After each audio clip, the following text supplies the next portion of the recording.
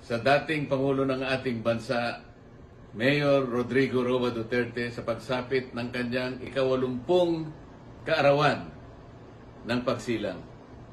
Ang totoo po, hindi ko alam kung ako po'y naliligayahan o nalulungkot sapagkat bagamat ang pagsilang po ay dapat po nating sineselebrate.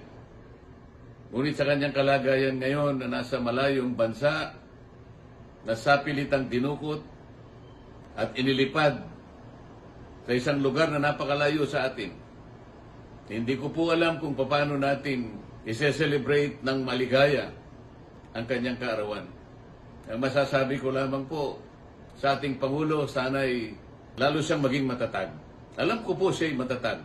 Wala pong problema doon. I do not doubt his tenacity and endurance as a leader.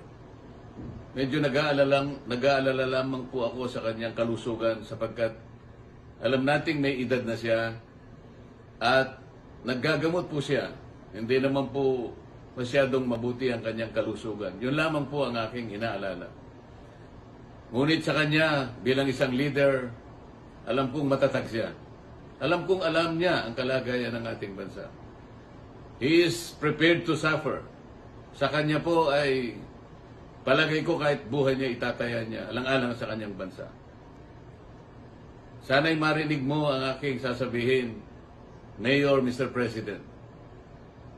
You are the image of sacrifice and courage. You are the epitome of a leader who gave it all but asked for nothing.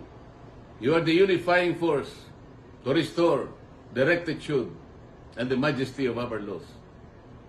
You are the embodiment of a leader that inspires a brave, independent, and sovereign nation.